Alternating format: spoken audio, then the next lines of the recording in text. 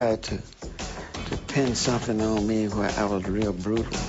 You'll find out how Michael really feels about his father. He doesn't know this, but I walk in the room and his presence would be there and I would faint. You'll hear about Michael's surgery that the other special didn't mention. The whole top of his head caught fire right in front of my eyes. You'll hear the truth behind Michael's children and their disguises. Michael's very proud of his children. I'm the one who's terrified. You'll go behind the rumors of the Neverland Ranch. Never do that. I would slit my wrist if I would hurt. And find out how those rumors have driven a family from their home. Gavin called me. He was crying on the phone. He went in gas station. The kid in gas station, they start kidding. Oh, you are the kid doing this with Michael. You slept in Michael. They ruined this kid's life. You'll hear from the people closest to Michael.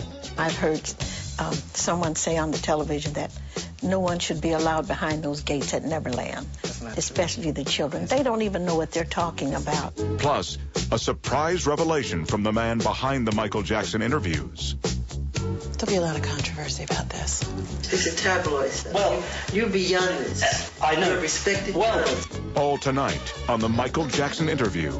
The footage you were never meant to see. Hosted by Maury Povich.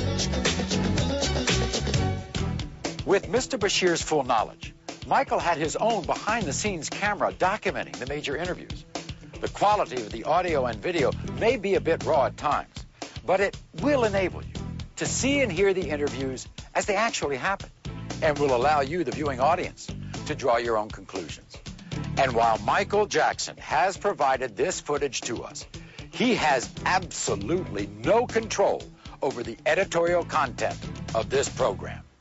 But who is Martin Bashir? And how did he get an exclusive interview with one of the most reclusive pop stars the world has ever known?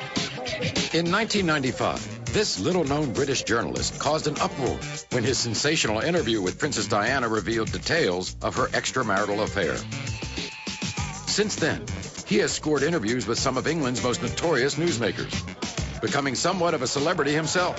Martin, quick word for the evening news. His interview with Jackson was, as he put it, a request to show me the real man. But show me everything, make nothing off limits. Michael agreed, and the first interview was scheduled for the summer of 2002. In these photos of one of Bashir's interviews with Jackson, you can see the camera that captured the footage you were never meant to see. It's mounted right there on the light stand. This is the view it was capturing at the last interview. And this is the shot from the very first interview at Neverland. The man adjusting the lens. Now this is on. Okay, so can we have silence in the house? Yeah. Is Jackson's own documentary cameraman. Well, I just wanted to clarify that it was not a secret video.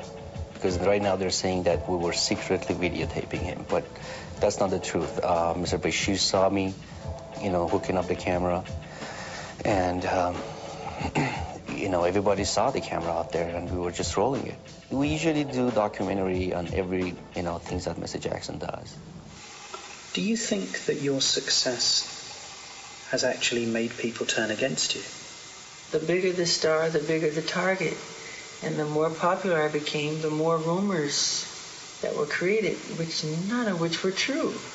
I mean, the moment I started breaking the all-time records of the biggest selling albums of all time, they called me weird overnight, strange, wacko. They said I'm a girl, homosexual.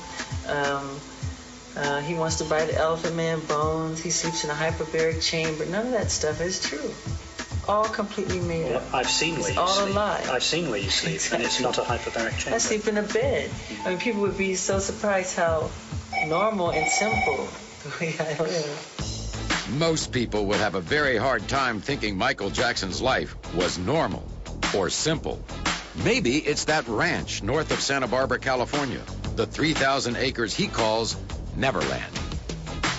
Neverland is an extraordinary, a breathtaking, a stupendous, an exhilarating, an amazing place. I can't gather together words to describe Neverland. What inspired you to make a home like this? What inspired me? It was so easy because it was me being myself. creating things that I love. And what I love, kids happen to love, or the child that lives inside the adult happens to love. You know, it is so easy because I'm just putting behind the gates everything I never got to do when I was a kid. Tell me why, is it so? Don't wanna let you go. I never can say goodbye, girl. Do you have regrets about the way your life has been? Somewhat. And what do you regret? When I was really little, 11 and 12, I was under contract with Motown, and I would have to go to the recording studio. I had to go and make these albums because the summer tour was right around the corner, and right across the street from the recording studio was a ballpark, and I could hear the kids, you know, the roar of the crowd and playing and catching ball and having fun and playing tennis. And some of those times I so passionately wanted to just go over there and just play a little bit and not go to the recording studio and sing. Just to, you know, have some fun with the kids. And I couldn't.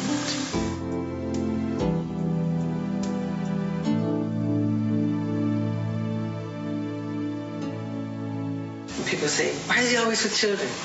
Well, I was raised in a world with adults. When kids were playing in bed sleeping at night, I was up doing clubs. I was doing club dates, 3 in the morning. The striptease would come on after us. You know, we were performing. And we didn't have friends. My brothers were like my friends, but we worked. There was no Christmas. There was no birthdays, and we were very strict Jehovah's Witnesses. So I'm compensating. Nature made sure that I compensated for the lost. So when you come behind my gates, you'll see amusement park, you'll see animals, you'll see everything I never got to do. There's candy everywhere. It's fun. While Bashir and his crew were here at Neverland, they got to witness what has become an almost weekly experience. Busloads of children, some from the inner city, some orphaned, some terminally ill, but all of them escaping their reality to spend a day at Michael Jackson's creation.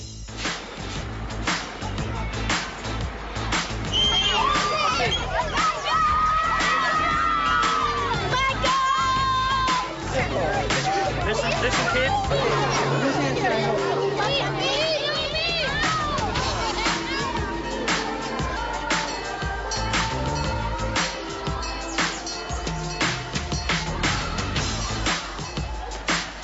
So, want to come over here and see the elder? I feel totally at home with them. I can talk to them one-on-one because they don't judge you. You know, they're not looking for anything. They just want to have some fun, you know. And that's the same with myself. And I can connect to that, you know. I can understand that. And the fact that I missed out on so much as a child. As soon as they come in the room, for me, the room lights up. I like the sound it makes. That's great. That's great. Because they're really funny. Oh my God, they're funny. Didn't one of them say something funny to you yesterday about? Yeah, one of the boys said to me, he said, he saw all the rides and all the amusements, and he said, Michael Jackson, you own all of this? I go, yeah. He said, you paid for all of this? I said, yeah, I did. And you still have money left over? That's exactly what he said to me. I said, yeah. I said, yeah. He goes, I can't believe it. He said, I can't believe it. That's exactly what he said.